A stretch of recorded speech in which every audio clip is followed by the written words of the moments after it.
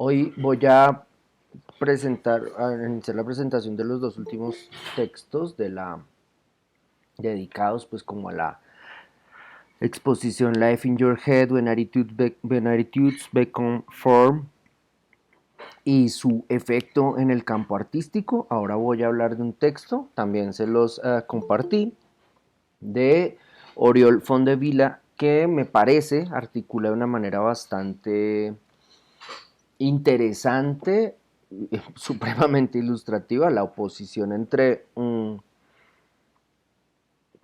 por un lado, el esfuerzo de artistas que estaban concentrados sobre todo en los Estados Unidos y que estaban desarrollando una serie de reflexiones relacionadas con la desmaterialización del objeto artístico, el cuestionamiento de la mitología que rodea la figura del autor y, por otro lado, Harald Seaman como un sujeto que aparece para acompañar ese desarrollo, pero que tiene unas, sí, que tiene unas aspiraciones ideológicas que van por otro lado. Es decir, mientras los hippies conceptuales estaban destruyendo la figura del autor, Harald Seaman se estaba configurando a sí mismo y a partir de su propio perfil está configurando una actividad profesional en toda regla, basándose en la sobreexplotación heroica de su rol como autor. Entonces, digamos que me sirve el texto de Oriol Fondevila también porque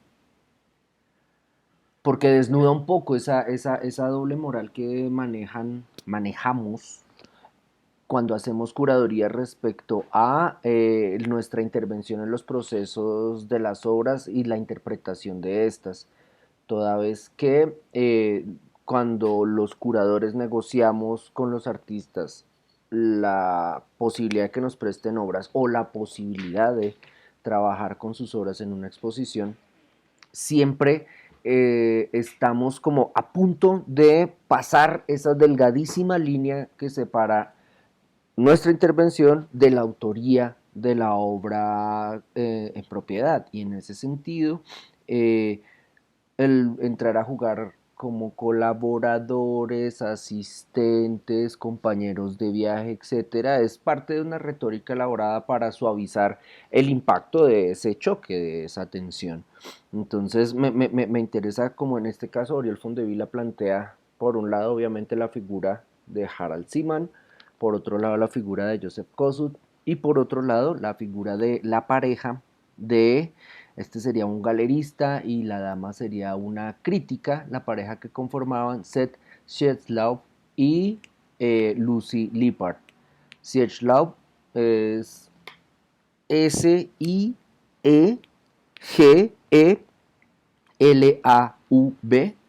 Este sujeto me llama la atención porque opera como un galerista. De hecho, es un galerista que después terminó, trabajó con una galería que tenía su propio nombre y después terminó colaborando en revistas marxistas. Este galerista de hecho quería y estaba bastante comprometido con la idea de desmaterialización de la obra de arte. Él quería reformar de hecho las relaciones entre el artista y el contexto socioeconómico donde vivía, como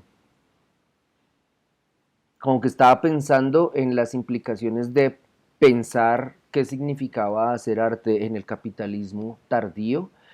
Sin embargo, el impulso le duró poco, se mamó rapidísimo del campo artístico, se mamó rapidísimo de promover arte y después se fue a hacer ya política más claramente. Sin embargo, me parece importantísimo ese perfil de ese sujeto y la manera en que lo describe Fondevila, porque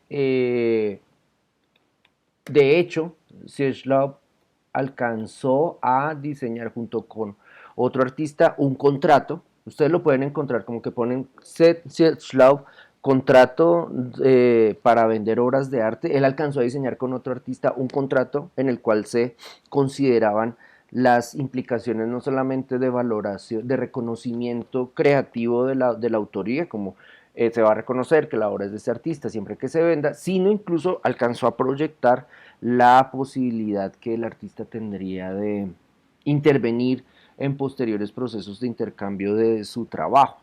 Ese contrato, por supuesto, no fructificó. En un contexto como el colombiano, ese contrato a la mierda, no se le conoce, y si se le conoce, se le da deliberadamente la espalda.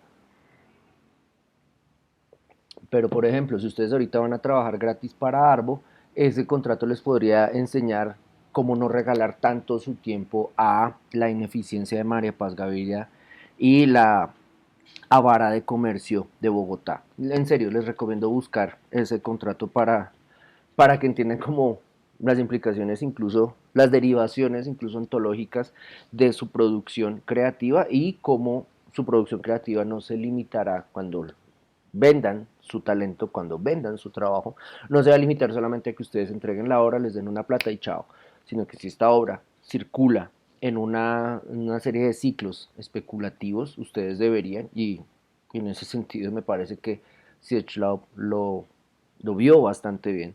Si su obra circula en ciclos especulativos, pues ustedes deberían recibir plata. ¿Por qué no? O sea, sigue siendo una obra hecha por ustedes, sigue siendo un bien hecho por ustedes, y además, magia, magia, efectos del objeto, perdón, efectos no, logros del objeto artístico como creador de valor, esta obra a medida que circule va a adquirir va a adquirir una valoración mayor. Ok, entonces, empiezo con el perfil que Oriol Fondevila plantea de Joseph Kosuth.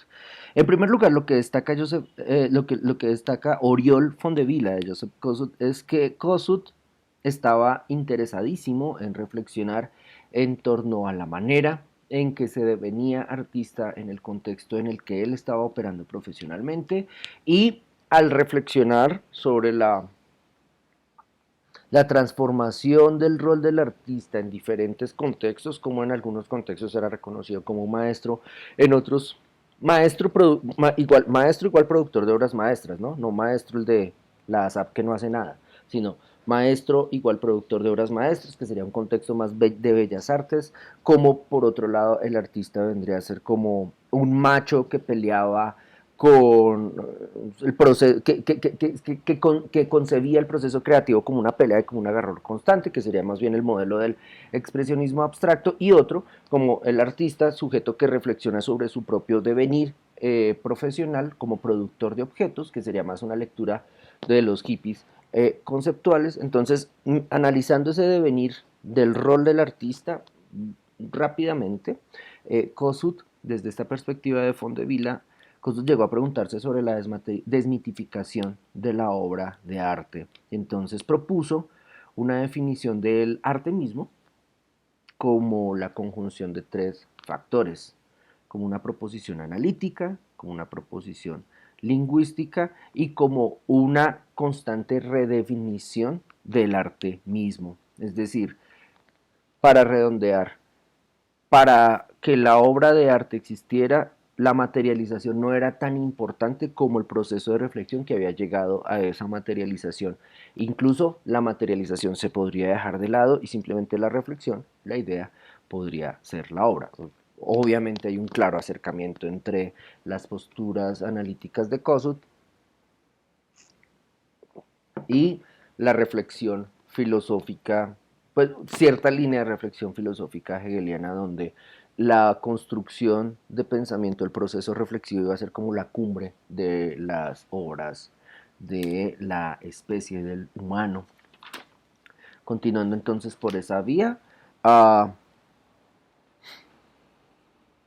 si no importa que el arte se materialice o no en un objeto, esa decisión va a tener clarísimos y gravísimos efectos, en principio, en contextos como el de la organización de eventos para presentar arte, o incluso la circulación de arte vía el mercado. Por supuesto que Kosuth y otros autores que se iban por esta línea de defensa de lo conceptual y de la desmaterialización de la obra de arte, inicialmente sí estaban súper en contra del mercado del arte. Es decir, si ellos los invitaran a regalar su tiempo y trabajo en Arbo más que pensarlo 2 millones de veces, se negarían rotundamente porque se entendían inmersos en un contexto de creación de valor, en un contexto sociopolítico de creación de valor donde la presencia misma de la imagen era supremamente importante. Yo diría que un pivote fundamental de la existencia de la sociedad en su conjunto. Digamos que en ese sentido, si ustedes traen a colación o revisan o leen La Sociedad del Espectáculo o miran el documental que hizo Debord derivado de este libro, pueden ver cómo la valoración negativa del intercambio de objetos artísticos por dinero iba de la mano de una crítica general de la sociedad contemporánea de ese momento, porque se consideraba, y era como un afán de esa generación, se consideraba importante, necesario, válido o incluso imprescindible cuestionar el aparato capitalista en su conjunto, donde si la obra de arte estaba inmersa, también era importante entonces cuestionar el rol de la obra de arte en ese aparato de circulación de recursos, concentración de recursos y especulación. En ese sentido, entonces, lo que va a destacar Oriol Fondevila es que esta reflexión respecto a la desmaterialización de la obra de arte va a incluir dentro de sus propias, dentro de la materialización a la que van a llegar estos artistas, van a incluir una retórica burocrática. Por ejemplo, en el catálogo que les compartí de la exposición de Siman, ustedes pueden ver esa retórica burocrática como una decisión de distribución de la información que ya en sí operaba curatorialmente. El catálogo está organizado en orden alfabético, es decir, como un directorio telefónico, si lo alcanzaron a conocer. El catálogo está organizado no para destacar las imágenes como grandes protagonistas de la información que se presenta, sí, las imágenes de las obras resultantes, más bien, no está organizado para mostrar, para privilegiar las imágenes de las obras resultantes del objeto artístico ya concluido, sino más bien este catálogo está organizado para presentar los procesos. Se van a incluir cartas de los artistas, anotaciones hechas a mano, bocetos de las obras, esquemas, planos, declaraciones, siempre con una lógica cercana a la del documento notarial. Comparen por favor el diseño gráfico de ese catálogo con su registro civil y van a ver que la fuente de distribución de la fuente elegida, la caja de texto, los márgenes y la distribución de la información es muy similar. Algo así como que la presentación de la información sobre arte se hacía en formularios. Ese desarrollo, esa inclusión de procesos de burocráticas, de lenguajes burocráticos en términos visuales, para traducir la obra de arte al catálogo, hacía parte como de un intento de despersonalizar, de desmitificar la obra del artista. Es decir, si ustedes comparan su registro civil con un libro de artista, que aquí por ejemplo lo haría Villegas Editores, entonces tomen un libro de cualquier libro de Botero, de Villegas Editores y lo comparan con su registro civil, van a ver que en su registro civil lo que se privilegia es una información que quiere como desasirse de lo emocional, de lo sentimental o incluso de lo celebratorio. Miran el libro de Botero y básicamente la portada es una imagen enorme de su obra con una firma enorme del artista, siguen mirando y en todas las páginas una firma del artista, una imagen enorme de su obra. Ustedes pueden ver ahí como un contraste, ¿no? Entonces, como, ¿qué se está mostrando? ¿De qué se está hablando en el registro civil donde dice mi fecha, mi hora, si nací vivo o no, si nací con las patas torcidas o no, dónde nací, quiénes son mis padres?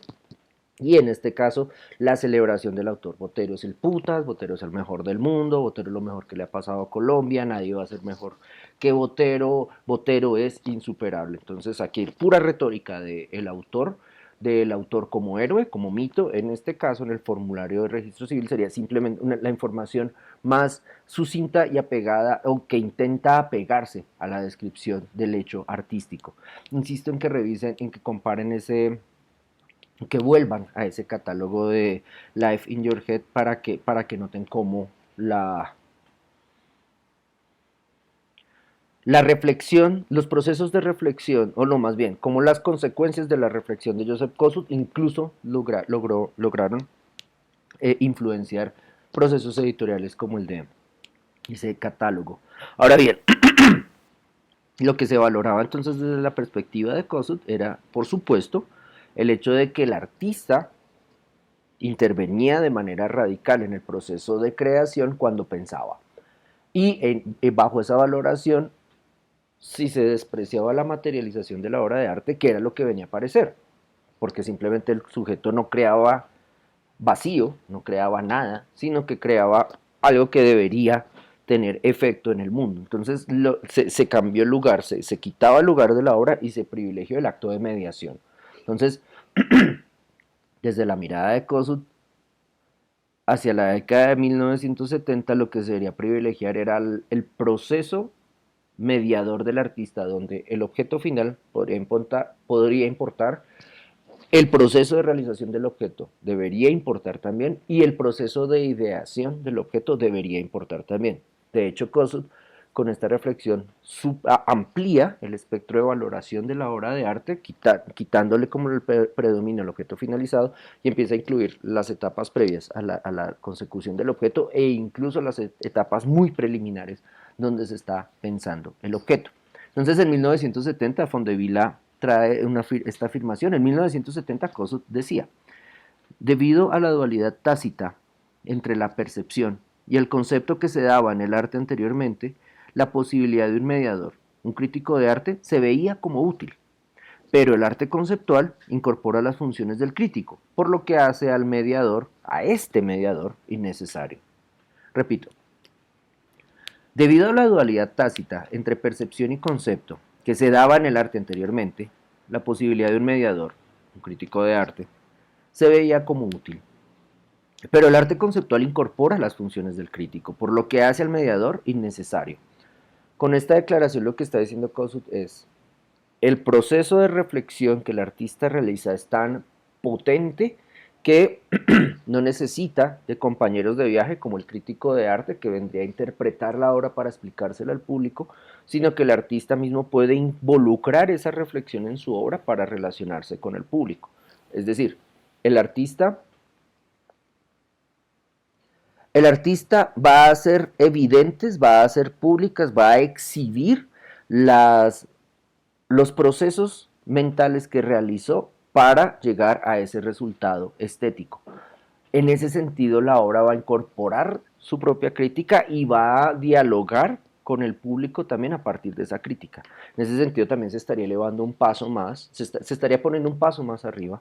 La producción de arte, ya no simplemente el artista va a hacer objetos decorativos u objetos que sean que requieran, que exijan la presencia de un público para que sean traducidos a la experiencia del espectador, sino que la obra va a dialogar, paso más arriba, va a dialogar con el espectador para que el espectador comprenda la cosmovisión que el artista involucró en la realización de ese objeto, y por supuesto conozca una perspectiva diferente del mundo, y en términos bastante utópicos transforme ese mundo gracias a la perspectiva que le abrió el artista. En ese sentido, el propio Joseph Kosuth se inventó un crítico de arte, el señor Arthur R. Rose, quien operaría como una contraparte respecto a la interpretación de las obras del propio Kosuth o de las obras de sujetos de su generación. Imaginen, porfa, que ustedes se inventan un crítico o una crítica en su propio devenir profesional, es decir, aparte de hacer el arte que hacen, de escribir sobre lo que escriben, se inventan a un crítico para que este crítico hable sobre obras de artistas. Por supuesto, ahí ustedes estarían jugando con la proveniencia de los juicios, con los criterios que ese crítico ponga en juego, con la responsabilidad de las ideas de ese crítico, es decir, al operar bajo seudónimo, ahí valdría la pena preguntarse como quién es el verdadero autor de esa obra. Si ustedes, por ejemplo, se inventan a una crítica que es radicalmente antifeminista, supremamente racista, supremacista de hecho, y perfilan las opiniones de ese personaje que diseñan para opinar sobre arte, qué efectos podrían generar en el tejido social donde pongan a circular esas ideas y por supuesto, ¿sería verdad lo que ustedes están diciendo o se podría reconocer un juego irónico en lo que ustedes están diciendo respecto a la valoración de arte?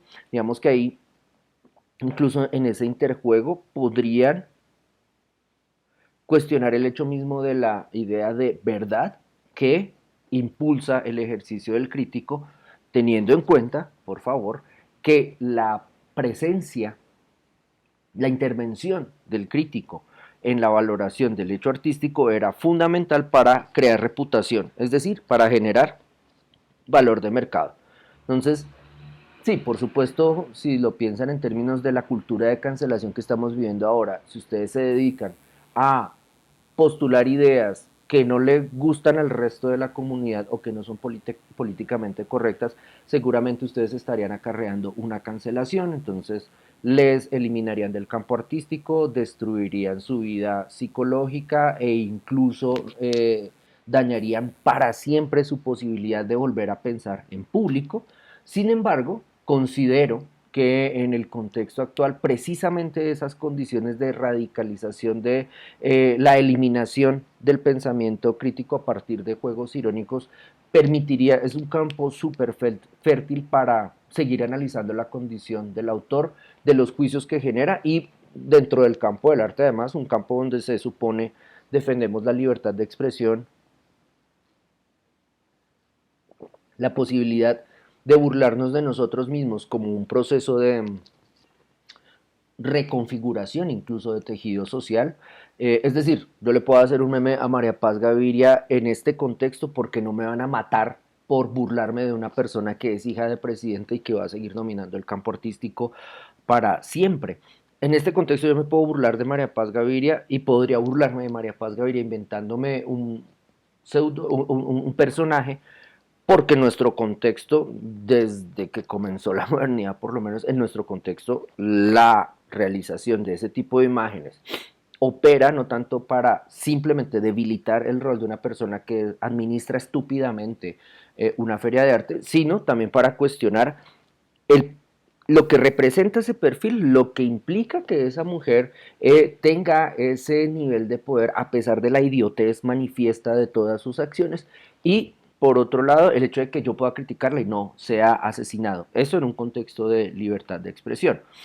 El ejercicio de Joseph Kosuth al inventarse a Arthur Rose también opera respecto a la ampliación de acciones, de posibilidades que puede tener el artista. Si Joseph Kosuth considera que la idea como tal es obra de arte, seguramente, y aquí su idea no es nada nueva, de hecho, si ustedes miran a Marcel Duchamp trabajando con Rosa Lavie y otros autores inventándose alter egos, en la construcción, en la configuración del perfil de Arthur Rose, el propio Kosuth estaría realizando una obra de arte. Arthur Rose sería un resultado artístico del pensamiento creativo de Joseph Kosuth. Las columnas que firmase Arthur Rose no serían solamente columnas críticas, no serían solamente burlas a los artistas de su contexto, no serían solamente críticas al modelo socioeconómico del entorno social donde se vive, sino que ellas mismas podrían ser vistas como arte. De hecho, aquí ya me estoy adelantando respecto a una afirmación que va a hacer Fondevila sobre Cieslov, podría considerarse que la recopilación de esas críticas de Arthur Rose podría en sí misma ser el objeto artístico. Eh, si ustedes hicieran una historia urgente del arte contemporáneo firmada por Arthur Rose, el diseño del libro, la compilación de ideas que hay ahí, el objeto como tal, el objeto libro como tal, podría ser esa una obra de autoría de Joseph Kosuth, pero firmada por Arthur Rose. E insisto, ahí las derivas de interpretación se pueden extender. Entonces, digamos que para entender este proceso de reflexión, Oriol Fondevila nos recuerda cuál era la generación que estaba pensando en desmitificar el objeto artístico, revalorizar el rol del artista, entender la relación arte-sociedad. Esa generación básicamente estaba, no básicamente, entre otras cosas, esa generación estaba marcada por tres factores: la guerra de Vietnam, las dictaduras en Latinoamérica, el Plan Cóndor, y la crítica a la gestión del modelo capitalista en Europa. Sí, hippies, pero además de eso, hippies que consideraban el mirar atentamente su contexto social para cuestionar su propio rol dentro de esa sociedad. Hippies que protestaban, hippies que sufrían persecución dictatorial, hippies que cuestionaban el entorno económico donde se estaban desenvolviendo a pesar de que éste fuera próspero. Esa generación antiguerra de Vietnam, perseguida por dictadores en Argentina, Uruguay, después Chile, esa generación dispuesta a cuestionar la sociedad que le heredaron sus padres, es una generación que involucra dentro de la reflexión artística la gestión del arte. Los hippies introducen, sí, el arte conceptual, pero también la crítica institucional. Eso va muy de la mano. Hoy en día se ve con burla la crítica institucional porque básicamente la crítica institucional ahora se hace desde las instituciones, ya se incorporó por parte de las instituciones, algunos dirían fue canibalizada por las instituciones. Esa pregunta sobre la gestión del arte, a pesar de que ahora mismo haya sido, ni siquiera ahora mismo, desde la década de los 90 hacia acá, haya sido institucionalizada. A pesar de que ello se dé, me parece que tiene un potencial supremamente interesante para analizar, por ejemplo, procesos del desarrollo de la curaduría, que es lo que nos reúne en esta clase, de la curaduría de arte. Sí, hoy en día ustedes podrían encontrar en el Museo de Arte Moderno de Nueva York una retrospectiva sobre un artista cuya obra era crítica institucional, me refiero a Hans Hack. Bien, a pesar de que se dé ello, no es imprescindible dejar de criticar las instituciones donde uno trabaja. Es como cuando si ustedes tienen la desgracia de ser contratadas como profesoras de la distrital, como si ustedes les contratan en la distrital con un contrato de mierda que nunca firman, con unas condiciones de mierda, les pueden echar cuando quieran, con un irrespeto a su vínculo, perdón, a las obligaciones que generará el vínculo laboral. Si ustedes se acostumbran a que eso está bien y es natural y así nos toca, si yo protesto me van a echar, básicamente el contexto donde se van a desenvolver no va a cambiar, es decir, las van a seguir tratando como la mierda, les van a seguir manipulando sus pagos y les van a seguir explotando. En el caso del campo artístico, si yo, no, sería como una de las lógicas de la crítica institucional, si yo no reflexiono respecto a el rol que cumplo en este contexto, el destino de mis objetos y la manera como los objetos que yo hago terminan circulando en ciertas clases sociales o en ciertas instituciones, yo no estoy verdaderamente involucrado en la producción de obra.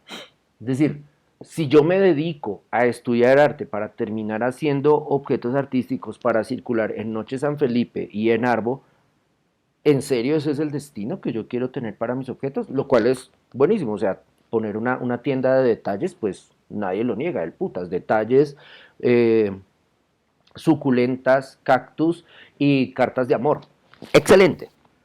Pero si a eso le involucro la reflexión respecto a con qué dinero se pagan mis cactus y mis suculentas, mis cartas de amor, o dónde terminan mis cartas de amor, esa reflexión podría, así como se amplía, como Kosuth quiere ampliar la idea la, de los espacios de reflexión para el artista, la inclusión de la crítica institucional involucra procesos también de cuestionamiento respecto a la existencia misma, por ejemplo, de la institución de arte. Me llama la atención siempre como esas historias de arte colombiano, como en la década de los 80, es decir, aquí, acuérdese que aquí todo llegaba como con un delay de, antes de la apertura económica del papá de María Paz Gaviria y de la popularización de Internet en Colombia, las modas intelectuales llegaban con 10 años de, de demora. Entonces, Joseph Kosuth en 1970 está reflexionando sobre el rol, el perfil de la obra, el rol del objeto artístico y el perfil del artista.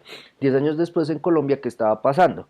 Colombia estaba inundada de dinero del narcotráfico, los artistas estaban a 2000 por hora, estaban embalados de hecho, haciendo obra para ese mercado.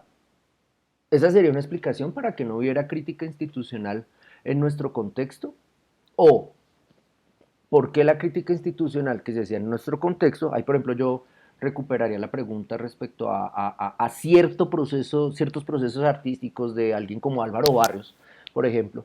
¿Por qué la crítica institucional que desarrollaría el personaje, porque yo no lo veo como artista, el actor, el personaje actor Álvaro Barrios en su contexto, porque podría considerarse como crítica institucional o qué perfiles adquiriría esa crítica institucional? De hecho, por ejemplo, esa tesis no está hecha. Si ustedes revisasen el devenir de Álvaro Barrios entre la segunda mitad de la década de los 70 hasta la primera mitad de la década de los 80, van a ver en él un sujeto muy activo, no simplemente un actor ansiosísimo por obtener visibilidad, sino además un sujeto que era capaz de introducirse a los medios de comunicación, poner su obra dentro de los medios de comunicación y ponerla a circular como un proceso, la incorporación de una reflexión respecto al soporte del objeto artístico, es decir, un grabado popular puesto en la página de un periódico es arte tanto como un lienzo pintado al óleo. Entonces ahí como que hay un cuestionamiento muy inteligente por parte de este actor, pero entonces como hasta ahí va muy bien, pero ¿qué pasa cuando Álvaro Barrios, por ejemplo, decide hacer jornadas donde obviamente él no puede dejar de construir su ego, de alimentar su egomanía?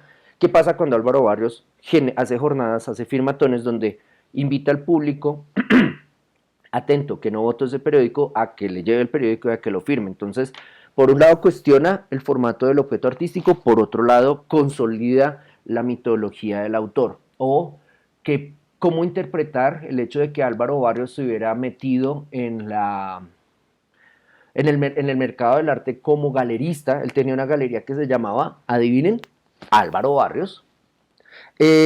¿Cómo interpretar el hecho de que Álvaro Barrios, dueño de la galería Álvaro Barrios, donde vendía arte, vendía obras de Álvaro Barrios, es más, se inventaba un rol, que se inventó un crítico que vendría a ser como su hermano, entonces como Hernán Barrios, lo que sea, o Whatever Barrios?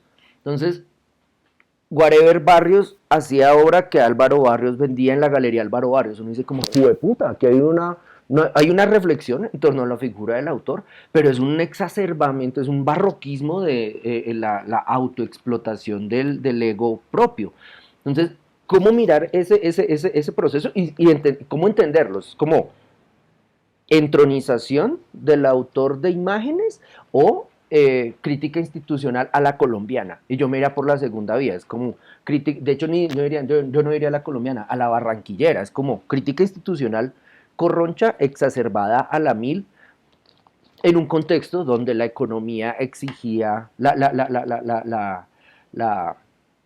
existencia económica exigía reflexiones de los artistas que fueran un poco más allá de la masturbación de ver su nombre repetido en todo lado. Pero pues bueno, es Álvaro Barrios, ¿qué le vamos a hacer? Entonces, vuelvo a Fondevila. Entonces, la generación a la que pertenece a Kosuth era una generación que incluyó dentro de la reflexión del proceso artístico la gestión misma del arte. En ese sentido, entonces, Fondevila nos recuerda que en 1969 se desarrolló algo que podríamos entender como un sindicato, que era el Art Workers Coalition, que era un grupo de artistas, una asociación que se reunió para discutir, entender y modificar las lógicas económicas y políticas que se consideraban inherentes a la producción de arte.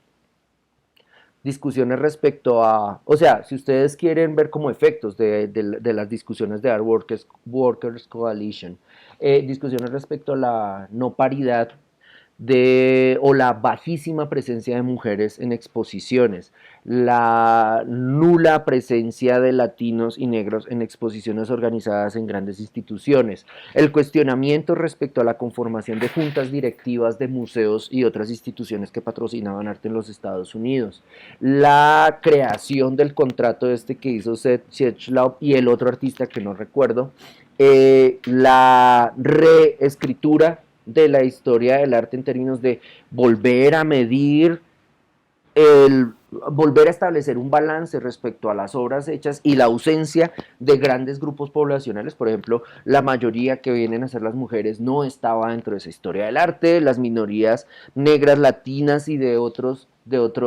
procedencias étnicas no estaban en esta historia del arte. Esas decisiones de artwork, perdón,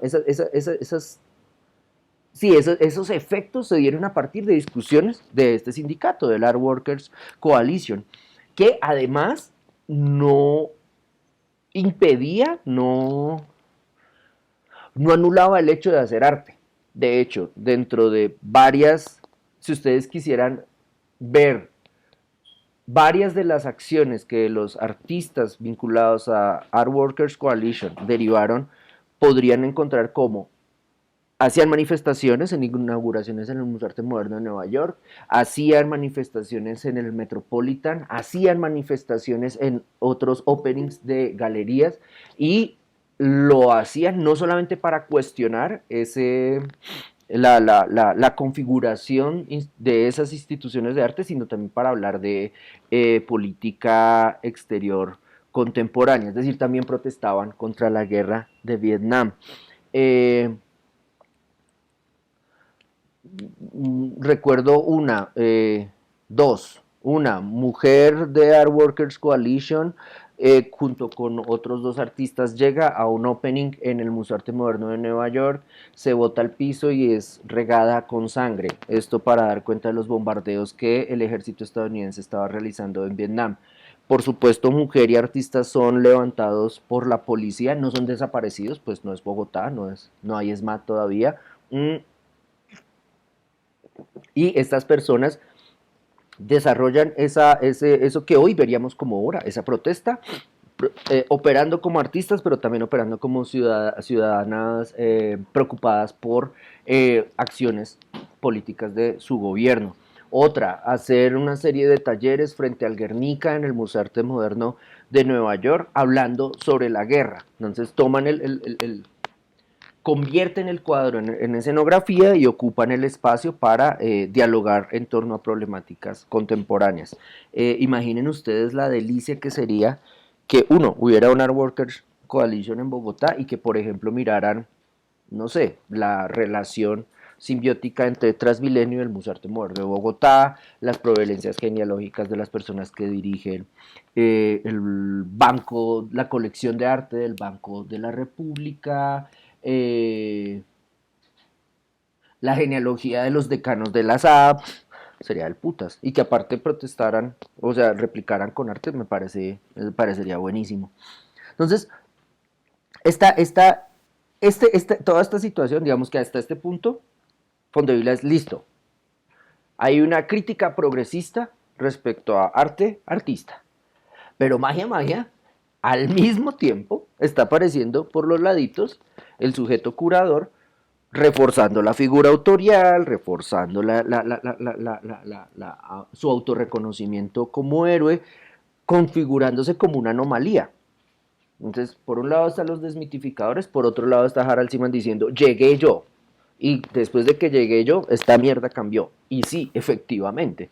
Entonces, se da esa doble situación. Y en el caso de Harald Seaman, entonces aquí vienen ya como otras anécdotas de artistas relacionadas con Life in Your Head. Harald Seaman desarrolla su trabajo desde muy joven. Él es nombrado por acá lo tenía. No, No lo tengo, no lo anoté. Pero él es nombrado, creo que 5 años antes de la realización de Life in Your Head, When Attitudes Become Form. Y cuando él realiza su trabajo curatorial en Life in Your Head, va a recibir críticas por parte de muchísimos artistas. Uno de ellos va a ser Daniel Buren, un artista que era bastante bueno, no era el decorador de parques que llegó aquí a Bogotá para desgracia nuestra, sino que era un sujeto que reflexionaba respecto a hacer arte, a pintar, de hecho, el rol del artista o el rol del pintor en la sociedad contemporánea y, por supuesto, la manera en que podría involucrar esas reflexiones en la comprensión misma de su campo profesional. En ese sentido, Daniel Buren, por ejemplo, y ese texto está en el catálogo que ustedes tienen, criticó la exposición, no, criticó el rol de Harald Seaman diciendo, nosotros nos estamos esforzando por desmitificar la obra de arte. Por ejemplo, yo no hago gestos bellos, yo hago líneas. Y resulta que ante ese hacer aparecen personas como usted, señor Harald Seaman, que convierten nuestras obras en el material de su gran obra que va a ser la exposición. Usted, y eso era una acusación, usted es el artista principal de la curaduría. Usted no opera como curador, usted opera como un artista, como un superartista que está encima de todos nosotros y que básicamente nos manipula, nos moldea, maneja nuestra obra para el beneficio de su narrativa. Al principio a Harald Seaman esto le gustó, después como que entendió la crítica y se emputó, pero más allá de la anécdota, importantísimo como el señalamiento que establece Buren y como en ese señalamiento ya está definiendo, está definiendo un rol profesional, el del curador, y por supuesto está marcando una gravísima tensión que solamente duró mientras duraron en auge estos sujetos. Es decir, en la década de los 80 ya valían culo estas peleas y ya los artistas no decían como los curadores nos reemplazaron, nada, se volvieron amiguitos y cada cual se aprovechaba del otro a conveniencia. En ese sentido, Daniel Buren sería cercano al difunto Antonio Caro, que cuando se inició el modelo de salones de artistas mediante la invitación de curadores decía como, es que nos sacaron a los artistas y ahora le dan la plata a los curadores, y años después ya le mandaba cartas a los curadores diciéndole, invíteme. Como, ¿qué te pasó, Antonio? Antes eras chévere, ahora eres un lameloide, literal, eso sucedió. Digamos que yo vi la carta que él nos mandó cuando estábamos en el comité curatorial del 44º Salón Nacional de Artistas, donde él básicamente nos obligaba, era una carta amenaza, era una carta de extorsión, como invíteme porque soy yo, es como, y además escrita con la mano izquierda, todo era del putas. Pero 10 años antes Antonio Caro decía lo mismo que Daniel Buren, como los curadores nos reemplazaron, que es esta mierda, porque tiene que haber intermediarios que permita, que desarrollen, que sean responsables de proyectos de arte y ellos tengan más predominancia que nosotros, porque los intermediarios se quedan con la plata, porque los intermediarios se quedan con la preeminencia en medios, porque se les menciona más a ellos. En ese sentido, entonces, hay una serie de decisiones administrativas que se tomaron en el desarrollo de la exposición de Seaman que permitieron la prevalencia de este sujeto como figura individual, como figura única, como figura predominante dentro de todo este proceso. De esto, básicamente, Fondevila lo va a llamar de todo este parto. Entonces, por un lado, los artistas lo critican, pero participan. Por otro lado, dentro del mismo desarrollo institucional de Documenta, acuérdense que When Attitudes Become Form haría parte de un mega evento global de arte contemporáneo, lo que se decidió dentro de la junta la organización de Documenta fue sacar al comité asesor, nombrar a una persona, nombrar a esa persona con diferentes roles y acompañar a esa persona de un equipo que le aportara ideas respecto a la finalización del proyecto. Aquí sería nombrar al curador con una serie de asistentes, aquí serían que amigos, inteligentes, cercanos, para que como resultado de los diálogos de ese equipo, saliera la exposición, es decir, comité curatorial, yo podría decir ahora. Entonces, digamos que esas condiciones derivaron en que se tomaron unas decisiones que no fueron de buen recibo en el campo artístico. Los artistas estaban emputadísimos por los lugares que les asignaron. Los artistas estaban enojadísimos por el hecho de que curador y equipo le hubieran caído a coleccionistas para pedirles obra y presentaran la exposición sin pedirle permiso a los artistas, sin avisarles. Es como, el señor Robert Morris, aquí hay una escultura suya, y es como, ¿y qué hace mi escultura en esa exposición si yo se la había vendido a tal persona en Los Ángeles? Es como, no, pues el curador gestionó, no hay lío. Eh, Hubo artistas, aquí sí, ya llegué al señor Robert Morris, que desarrollaron crítica institucional como se hacía en la época, que es mandarle una carta al curador, exigirle que quite la obra de la exposición y más bien imponerle que a cambio utilizara la carta en primera para ponerla en el espacio de la obra. Eh, Daniel Buren, por ejemplo, exigió también convertir su obra en el fondo contra el que serían montadas las obras de los demás artistas, es decir, pintar todas las paredes de la sala de exposiciones con sus líneas y contra esas líneas poner los objetos artísticos. En ese sentido, entonces, todos le estaban criticando a Siman el que se hubiera convertido en artista. Para continuar entonces con su argumentación, entonces Fondevila destaca. Siman va a ser criticado porque en el mismo momento en que se está intentando desmitificar la obra de arte, este sujeto está recuperando lógicas de definición del rol del artista como autor de obras absolutamente personales, pongan ahí entre paréntesis, geniales, y autor de gestos de alarde de subjetividad. Y en ese sentido, este sujeto va a desarrollar unas premisas que no estarían acordes con el tipo de arte que estaba mostrando. Ahora, ¿por qué se da esa coincidencia? Porque en esa coincidencia es interesante notar también la aparición de un nuevo tipo de capitalismo. Porque en el caso de, digamos, respecto a esto último que dije, les pediría que hicieran una línea de tiempo cuya parte inicial podría ser el capitalismo industrial, donde básicamente la generación de recursos se da a partir de la producción de objetos. Salten por favor al capitalismo cognitivo, básicamente donde la generación de recursos se va a dar a partir de la materialización de ideas y de procesos no materiales, y salten de ahí al desastre de la economía naranja, donde básicamente artista es emprendedor. Esa línea les permitiría entender, entonces, desde esta perspectiva, por qué apareció Harald Seaman y quién vendría a ser Harald Seaman. Como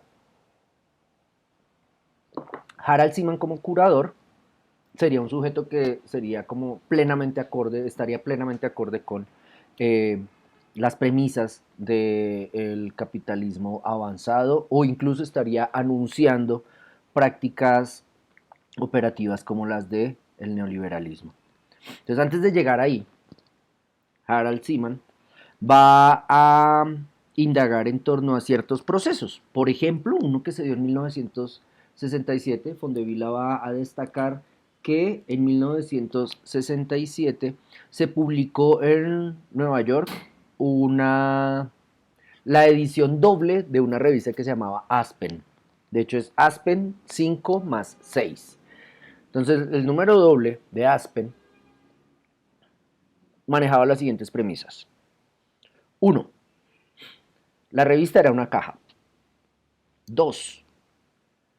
La revista marcaba clarísimamente su relación con la boîte en valise de Marcel Duchamp. Si ustedes miran ese proyecto de Marcel Duchamp, van a ver cómo Duchamp hace una recuraduría y o una supercuraduría, una sobrecuraduría de su propio trabajo, donde Duchamp lo que hace es producir versiones miniaturizadas de sus obras para, por supuesto, venderlas, para obtener recursos. De hecho, durante gran parte de la vida de Marcel Duchamp, después de que se retira del arte, él vivía de vender estas cajitas y a partir de ahí sacar recursos para vivir.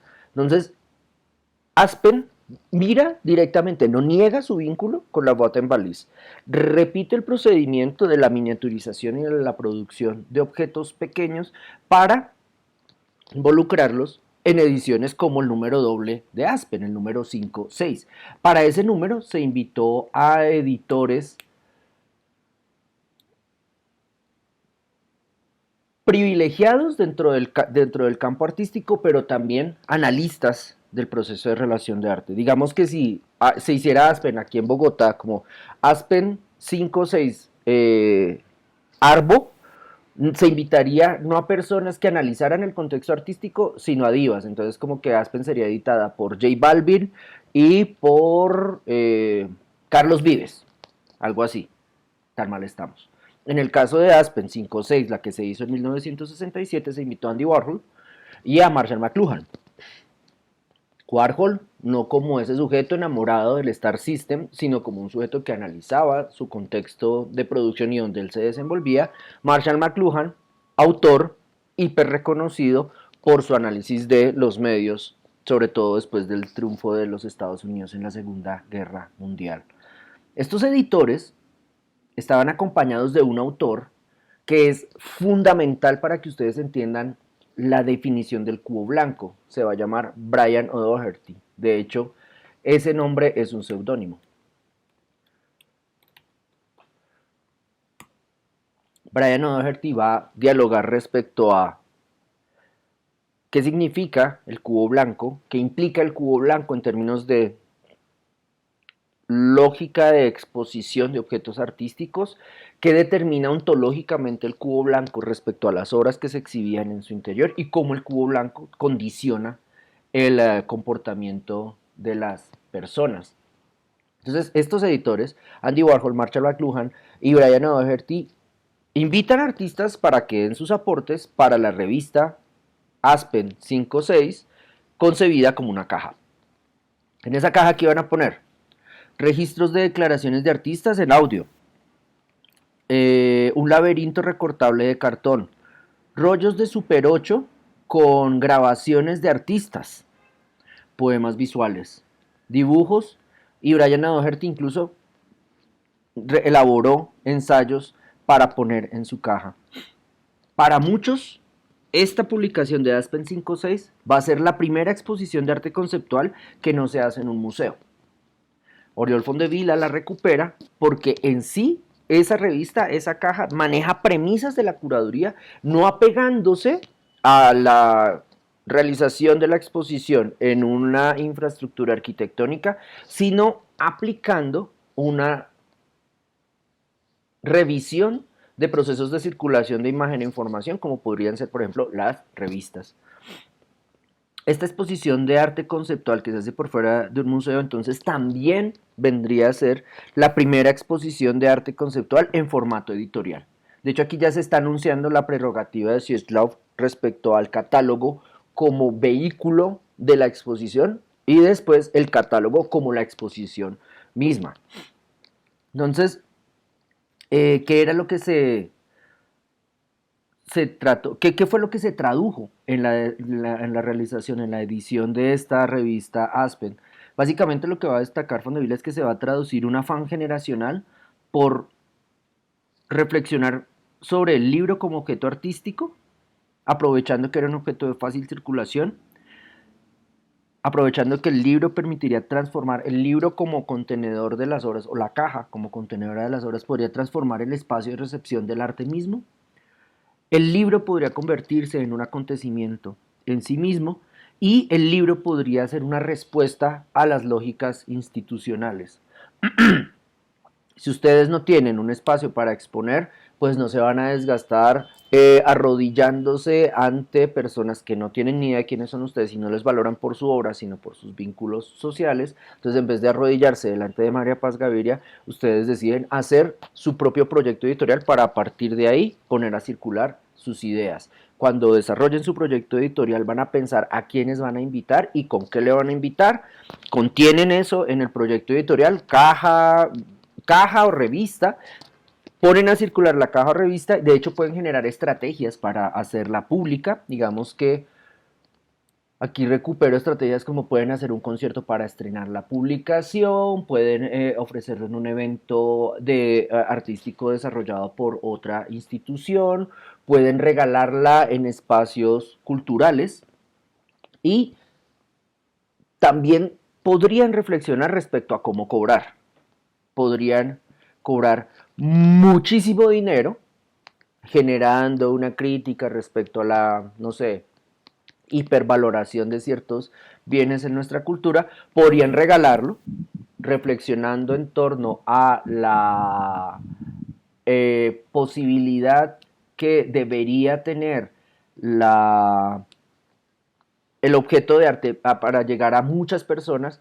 Incluso podrían intercambiarlo por otros bienes, no sé, estilo lo que pasaba en el paro nacional. Se regalaban fanzines, se hacían eventos y la entrada vendría a ser comida que después iba a ser distribuida en ollas comunitarias. Entonces ahí lo que, lo que se desarrollaría, o más bien, Aspen se convertiría en canónica porque permitiría incluir reflexiones que no poseía el Museo de Arte Moderno, que no poseía el arte moderno tal cual había sido entendido este, hasta el desarrollo de estos procesos.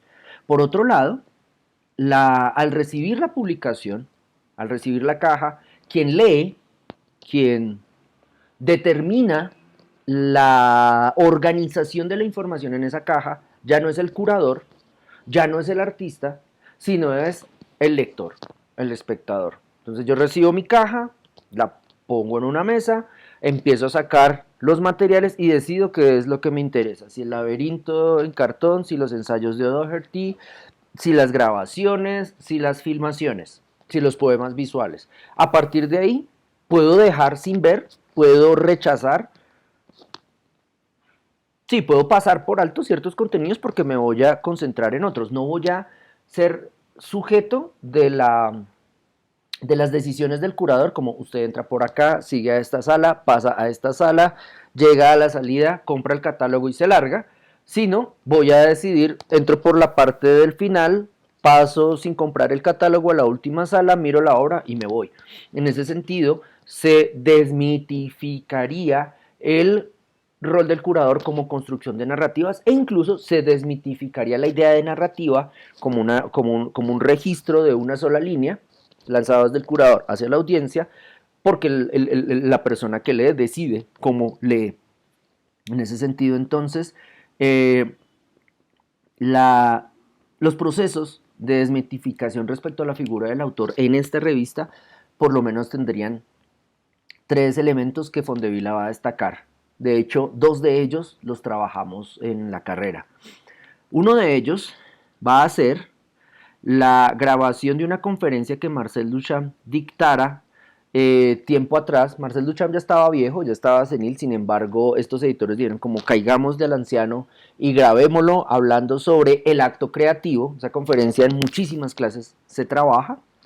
Y recuperemos precisamente esa conferencia y a Marcel Duchamp, no solamente por tener como el registro arqueológico del anciano antes de su muerte, sino porque en el acto creativo, en la conferencia de Marcel Duchamp llamada el acto creativo, él decía que el artista operaba no como el productor de resultados hipersignificativos, como el genio, el maestro que realiza obras maestras, sino que el artista va a ser un medio. Y como mediador que es, el artista se va a localizar entre un más allá, que es el lugar de la reflexión estética, y un más acá, que es el lugar de la experiencia del espectador. Entre reflexión estética y espectador va a meterse el artista, él va a traer imágenes, se las va a ofrecer al espectador y el espectador va a resolver el acto creativo al interpretarlo.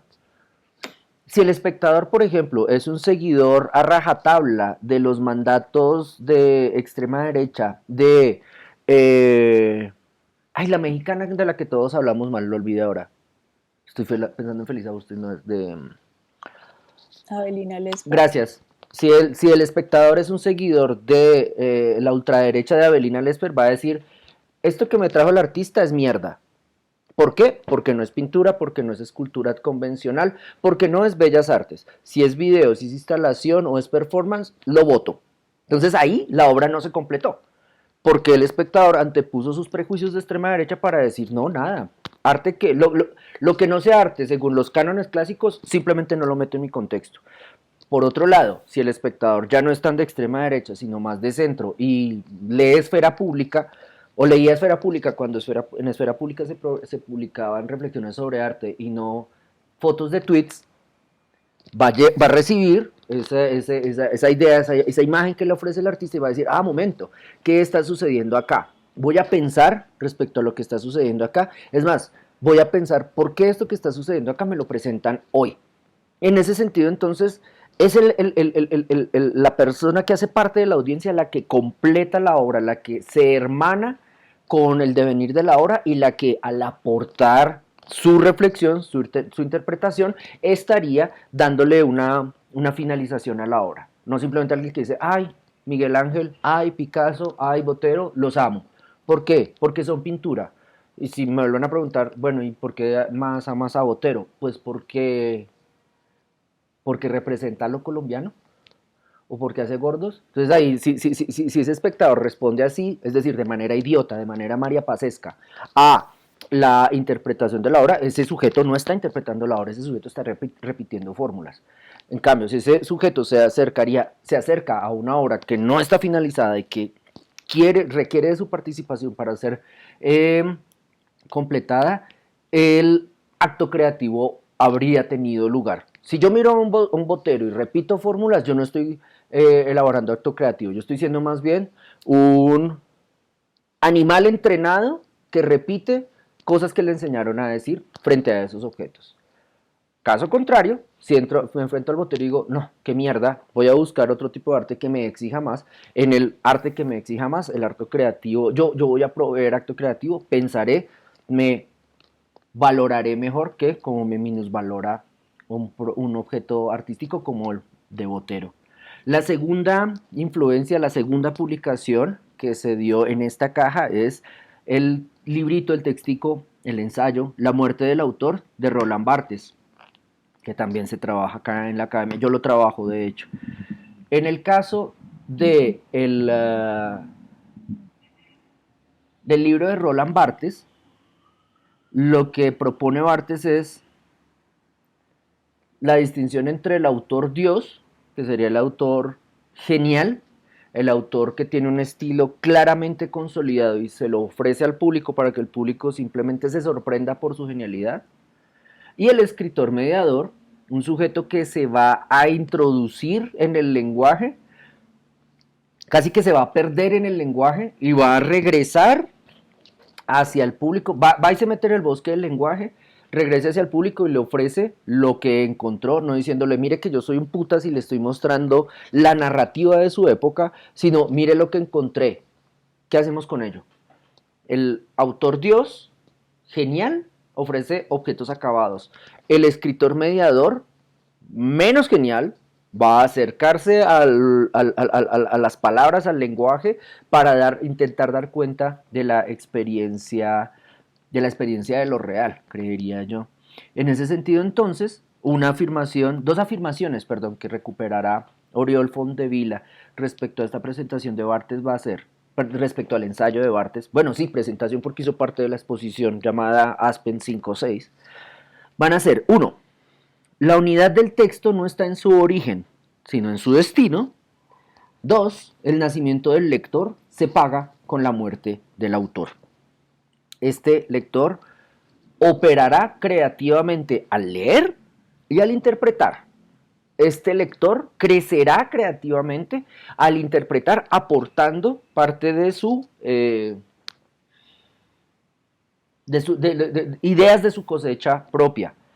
De hecho, este lector crecerá al saber que esas ideas de cosecha propia quizá no sean originales, pero que al ponerse en relación con el objeto, con el hecho creativo, al sumarse se fertilizarán y podrán dar una nueva idea. El tercer componente va a ser entonces una obra de Sol Lewitt, artista hiper importante de la época, que va a presentar un proyecto que se llama Serial Project, precisamente, que es con el cual un manual en el cual le enseña al público o sí, le describe al público los pasos para hacer una obra como la de Sol Lewitt.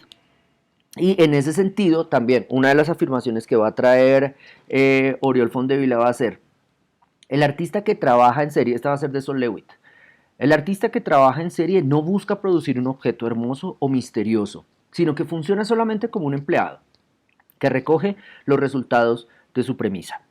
Entonces, reitero, revista Aspen 5.6, caja. La revista como caja va a tener elementos que se van a introducir dentro de ella gracias a la invitación que haga un comité editorial. Andy Warhol, Marshall McLuhan, y Brian Doherty. Dentro de esas decisiones se va a invitar a los artistas, perdón, dentro de las premisas que va a manejar ese comité editorial como curador, como comité curatorial va a ser invitar a los artistas para que aporten componentes que quepan en la caja, que no la hagan muy pesada, que permitan su transporte de un punto A un punto B. Al materializarse esa premisa, la caja como tal, Aspen 5.6, se convierte en la primera exposición de arte conceptual que se hace por fuera del museo. Además, es la primera exposición de arte conceptual que se desarrolla en formato editorial y además incluirá 3 elementos, 2 de los cuales son fundamentales para la comprensión de arte contemporáneo, por ejemplo, en entornos académicos como la SAP, el acto creativo de Marcel Duchamp en formato grabación, la muerte del autor en formato ensayo, y otro que puede que no les sea tan pertinente en su formación, Serial Project 1 de Sol Lewitt, instrucciones. En todo este proceso se quiere cualificar la presencia del espectador porque quien mira la obra, quien recibe la caja, jerarquiza la información e incluso, por ejemplo, al cumplir con las instrucciones de Lewitt, incluso va a ser el responsable, el autor manual de la obra. Segundo elemento, ahora sí viene Sieglauf. Sieglauf.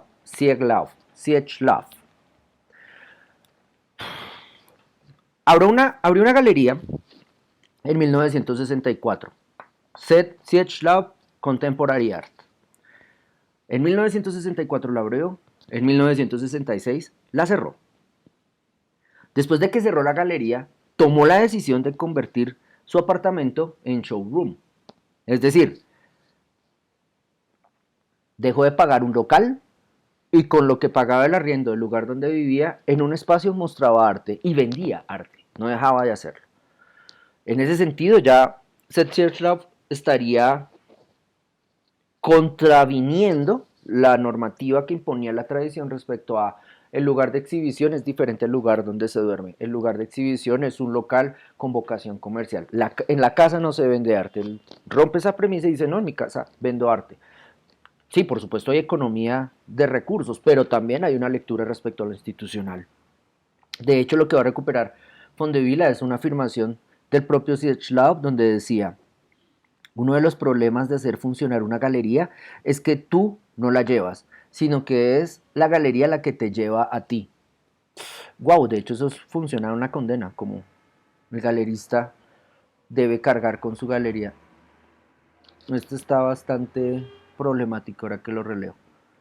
Ok, pero digamos, superando el hecho de que uno es esclavo de la galería, uno, yo como galerista, yo como curador, no requiero de la institución, no necesito estar vinculado al Museo de Arte Moderno de Bogotá para hacer exposiciones malas. Para eso voy al Museo de Arte Moderno de Bogotá, digo, otra exposición mala curada por otro curador que quién sabe de dónde salió. Más que eso, lo que yo puedo hacer es idear el contexto, pensar el espacio donde puedo mostrar mi exposición para desarrollar la exposición. Porque viene la siguiente afirmación, porque uno no necesita de una galería para mostrar ideas. Y creo que en ese sentido ya sí, esa militancia de la ruptura del espacio institucional convencional, por ejemplo, se podría desarrollar en un espacio como una parte del lugar donde la persona duerme. La prescindencia entonces del espacio físico como requisito imprescindible para exhibir obras permite entonces reinterpretar otros modos de poner en circulación el arte. Por ejemplo, va a recordar Oriol Fondevila, la oralidad, las llamadas telefónicas, el servicio postal, los telegramas. Eh, Esto no es simplemente reflexión de galerista hippie, sino también viene a ser casi configuración de movimiento artístico. Respecto a poner a circular arte a través del servicio postal, ustedes pueden mirar cómo la generación de artistas del Cono Sur que estaba profesionalizándose durante las dictaduras hizo uso del servicio postal para poner a circular imágenes en un entorno donde tenían, ellos ya no era que no pudieran porque no tuvieran plata para exhibir en espacios de arte, sino que el status quo les prohibía bajo condena de muerte el exhibir ciertas ideas en galerías, en instituciones, en espacios físicos. Entonces lo que van a hacer muchísimos artistas es recurrir al arte postal para distribuir sus ideas entre ellos y lograr trascender las fronteras, lograr superar la censura que existía por lo menos en las dictaduras de Chile, de Paraguay, de Uruguay y de Argentina. En ese sentido, lo que quería recuperar Seth Siedlce era una reflexión en torno a estrategias de guerrilla, pero aquí no piensen como guerrilla como les enseñó el uribismo a definirla, como grupo terrorista, sino guerrilla como una estrategia de ocupación transitoria del espacio. Permítanme un momento.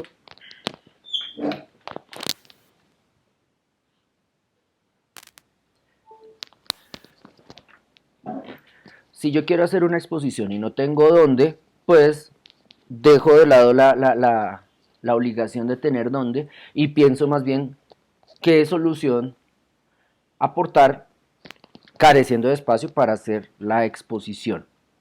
Es decir, voy a ocupar ciertas posiciones y esa ocupación va a ser por un corto tiempo. No me voy a quedar para siempre en ese espacio.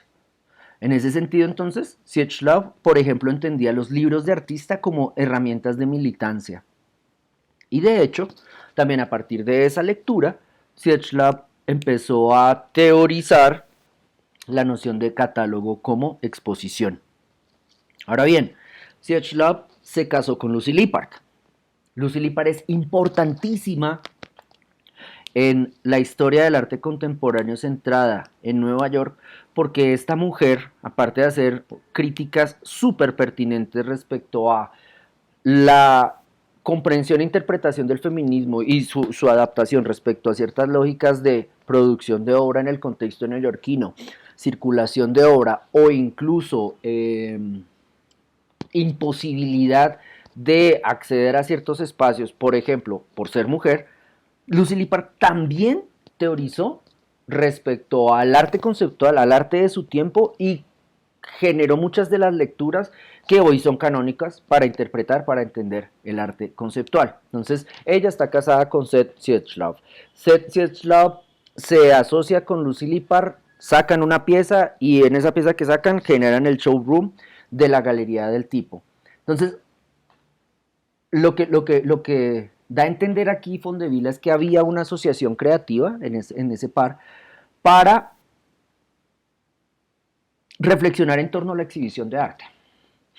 Entonces, por ejemplo, va a decir Oriol Fondevila, Lucy Lippard va a interpretar en clave política las decisiones que tomaba Siedlce para exhibir arte. Por ejemplo, no pagar por un local y coger parte de la pieza para mostrar arte era una decisión que podría influenciar en la práctica institucional de la circulación del arte mismo.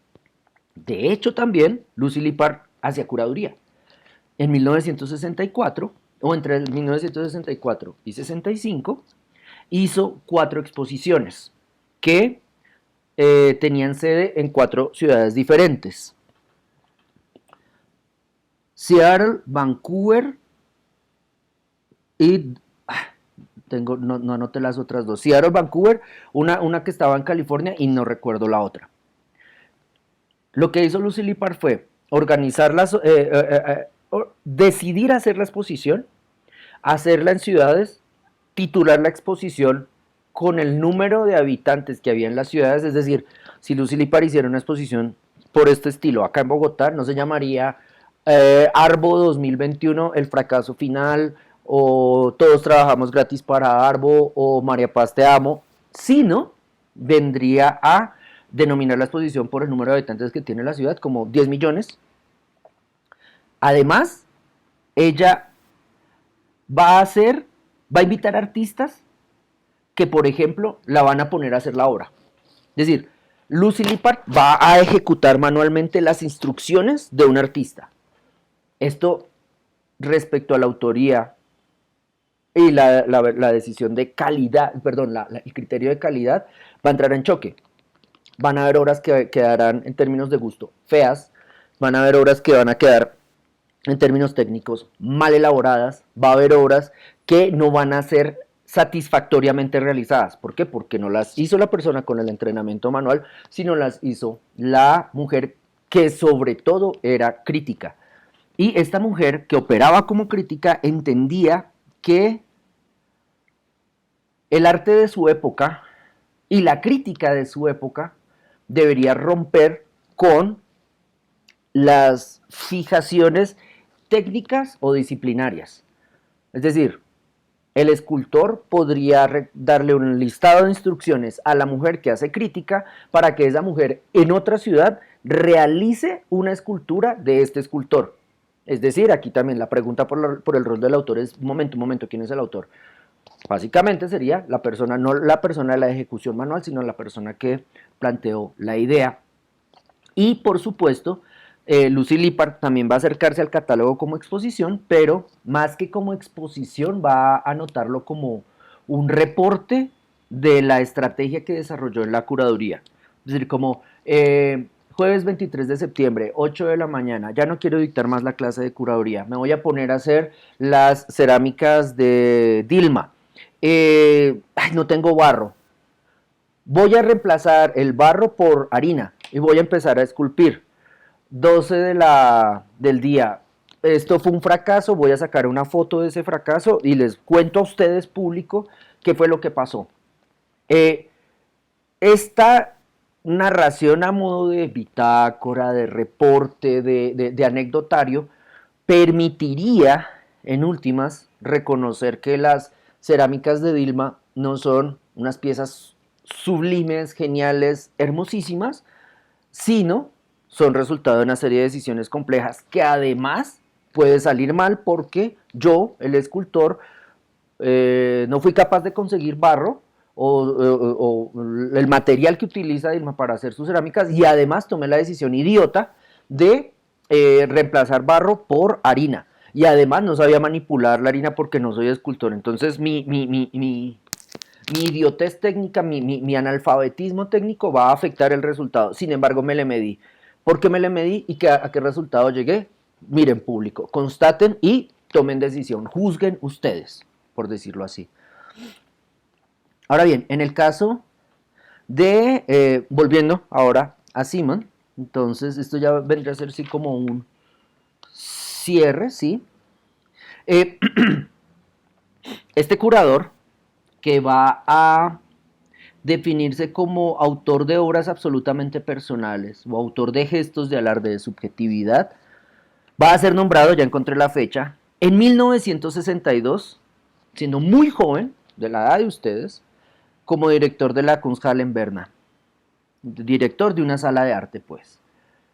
Es decir, un espacio que no estaría orientado por la vocación comercial, sino más por la vocación experimental, por permitir que en su sede se realizasen experimentos relacionados con lo visual. ¿Qué es lo que decide Simon? Organizar exposiciones de apenas un mes de duración, es decir, fortalecer el desarrollo de exposiciones temporales a despecho de exposiciones, ¿cómo se llaman? Exposiciones permanentes. Por otro lado, para hacer When Attitudes Become Form, va a involucrar dentro de su investigación los hallazgos que tenga en sus viajes en sus viajes que van a ser convertidos en procesos de trabajo. No simplemente va a viajar de un lugar a otro para visitar artistas y ya, sino va a viajar para investigar el contexto a donde va a llegar. Básicamente lo que va a hacer el tipo es viajar a Nueva York y mirar dos exposiciones, es lo que va a destacar Fondevila. Dos exposiciones en espacios experimentales, uno una galería que operaba muy cercana respecto al arte pop y al conceptual, la galería de Leo Castelli, y una exposición en la pieza de Seth Sietchlab. Entonces, la de Leo Castelli, la exposición se llamaba 9 en Leo Castelli. Fue curada esa exposición por Robert Morris. Fue curada bajo la premisa del Zaire específica.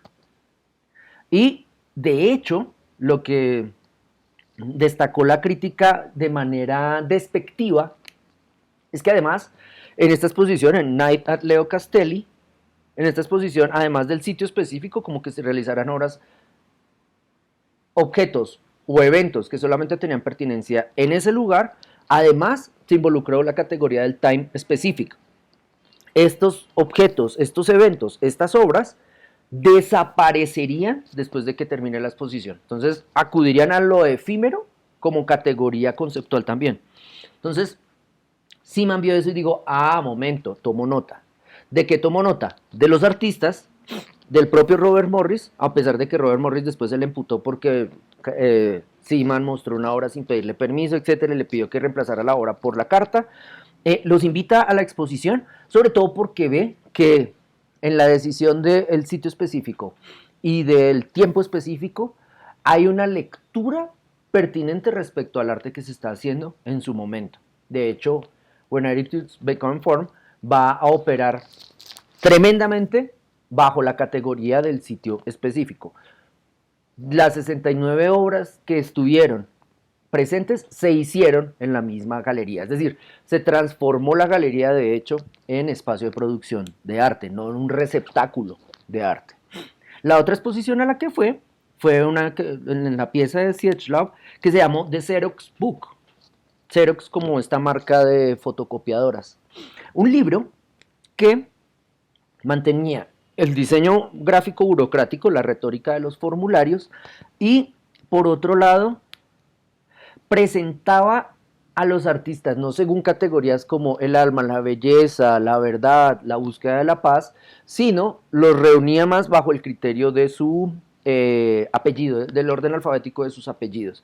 En la presentación de Xerox Book, entonces tendríamos un catálogo, que es la exposición como tal, un catálogo donde se distribuye la información no según prerrogativas temáticas, buscar la paz, la comida, el amor, la belleza, sino más por unas condiciones extraartísticas, y por otro lado se buscaba cualificar la presentación de las obras atendiendo a el aporte de información relacionada con la producción de las obras.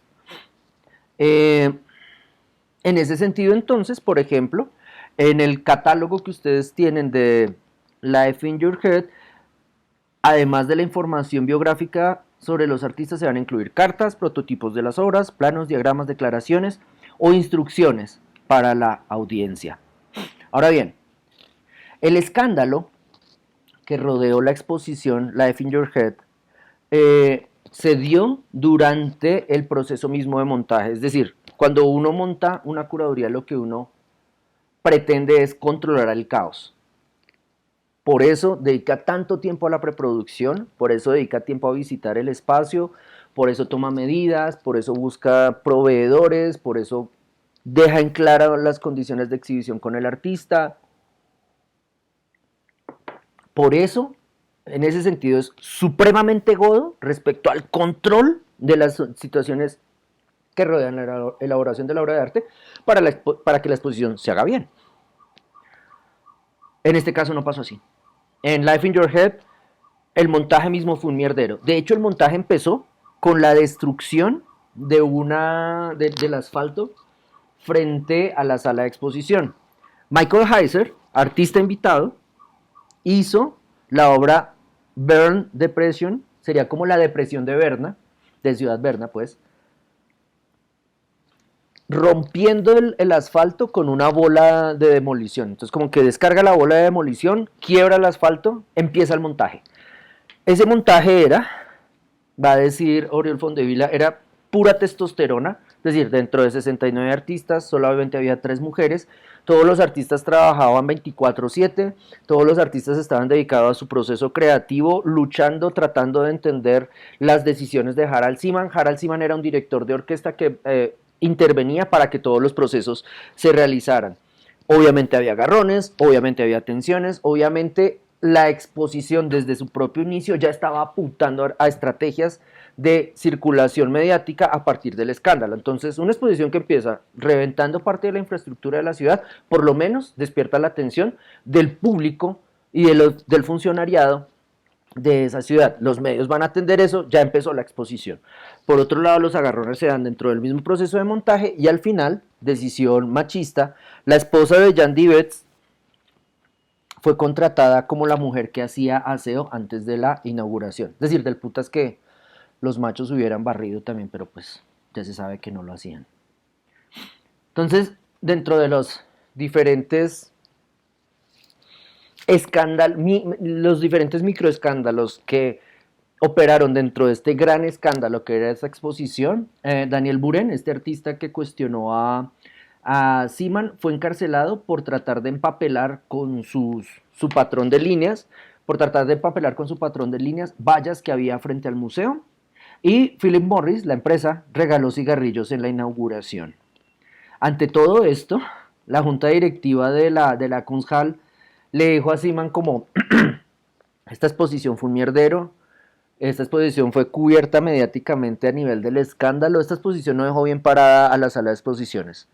Harald, si tú quieres seguir trabajando con nosotros, te obligamos a no volver a, y esta expresión me parece súper del putas, a no volver a poner en riesgo vidas humanas con tus decisiones curatoriales. Esta decisión, o más bien yo creo que esta expresión también daría cuenta de la manera como era entendido el rol del curador dentro del espacio institucional, es decir, se volvía problemático, tan problemático que sus curadurías podrían matar personas. Y en ese sentido, ayer que estaba visitando la sala del Museo de Artes de la Tadeo para una exposición que voy a hacer de Luis Ospina, sí pensaba, viendo las alturas de la sala y como la imposibilidad que yo tengo porque no tengo curso de alturas para subirme más allá de una silla de 40 centímetros, pensaba en el riesgo que implicaría montar los videobeams al techo y el protocolo burocrático que debería cubrirse para que ese videobeam se presentara al techo, y mi idea como curador, poner los videos de Ospina de manera inmersiva. Esa decisión debía pasar por un trámite burocrático donde el montajista debe tener curso de alturas, el montajista debe estar asegurado, el montajista debe montar bajo ciertos criterios de protección de su vida, porque mi decisión sería la de poner en riesgo su vida al decirle, monte a 5 metros de altura un videobeam pegado del techo. En ese sentido, siguiendo el criterio que la junta directiva de la Kunsthalle le impuso a Seaman, yo tampoco podría hacer mi exposición. Ahora bien, a Seaman, pues ante esta situación de presión laboral, pues el man renuncia y se como a la mierda y funda en 1969 su Agencia por el Trabajo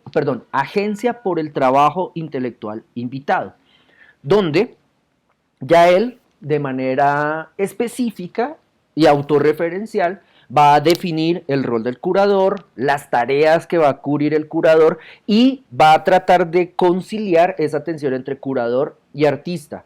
Una tensión que, les recuerdo respecto a los debates que rodearon a Life in Your Head, una tensión que en principio van a tener los artistas respecto al curador como un sujeto que les va a sobrepasar, y una intención por parte de Seaman de no convertirse en un competidor del artista, sino más en un cómplice para realizar proyectos utópicos. Otra vez la idea del compañero de viaje.